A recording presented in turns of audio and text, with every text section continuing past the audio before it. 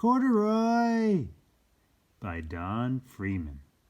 Corduroy is a bear who once lived in a toy department of a big store. Day after day he waited with all the other animals and dolls for somebody to come along and take him home. Oh, cute little clown and a bunny rabbit and a doll with a pink ribbon in her hair, and there's a sleepy giraffe, and there's Corduroy right in the middle. The store was always filled with shoppers buying all sorts of things, but no one ever seemed to want a small bear in green overalls.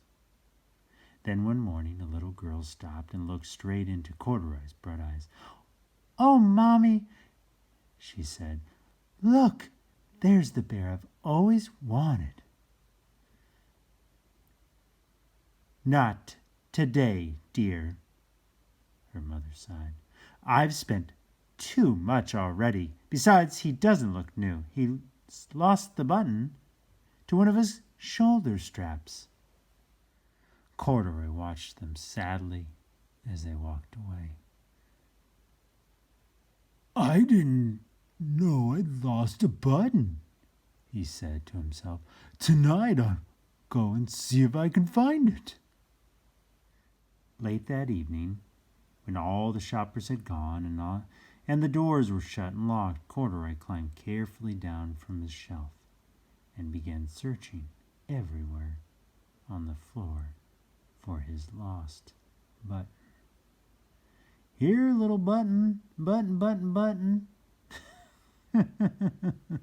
"Here, little button, where are you?" Suddenly he felt the floor moving under him. Quite by accident, he had stepped onto an escalator, and up he went. "Could this be the mountain?" he wondered. "I think I've always wanted to climb a mountain." He stepped off the escalator as he reached the next floor, and there before his eyes was a most amazing sight. Tables and chairs and lamps and sofas and rows of beds.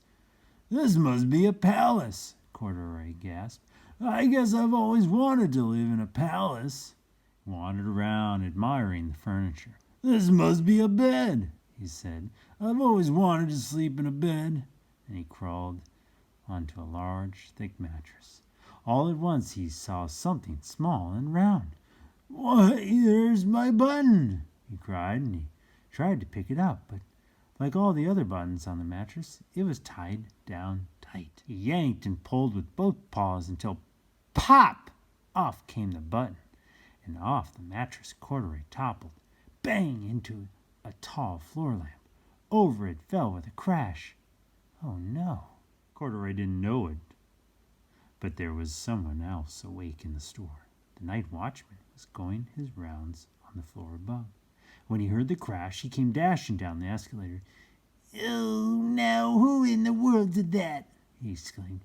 "Somebody must be hiding around here." He flashed his light under and over sofas and beds until he came to the biggest bed of all.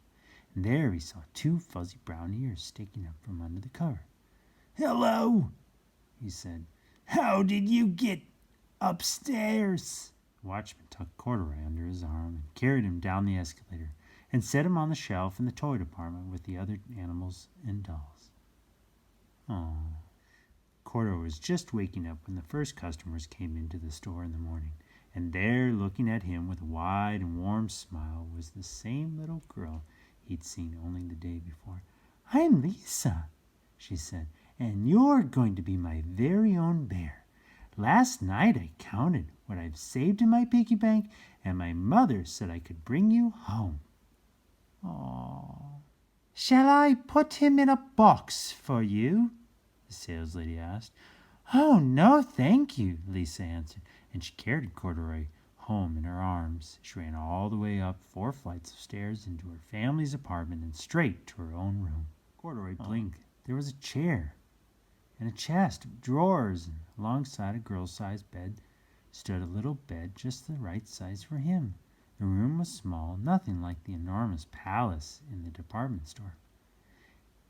"This must be my home," he said. "I know I've always wanted a home." Lisa sat down with Corduroy on her lap and began to sew a button on his overalls.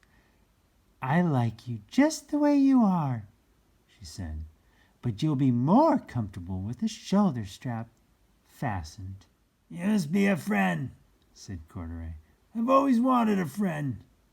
Me too, said Lisa, and gave him a big hug. Oh, friendship discovered. Oh. Well, hey, it's Crispy Patty, and keep reading, keep going on adventures, and if you have a friend, make sure you give him a hug and say, I'm glad we're friends. All right, till next time, I give you a hug and say, I am your friend. All right, thanks again, and if you enjoyed this, give a thumbs up or subscribe, read, comment, anything you want. Read a book in my honor. All right, love you guys. Bye.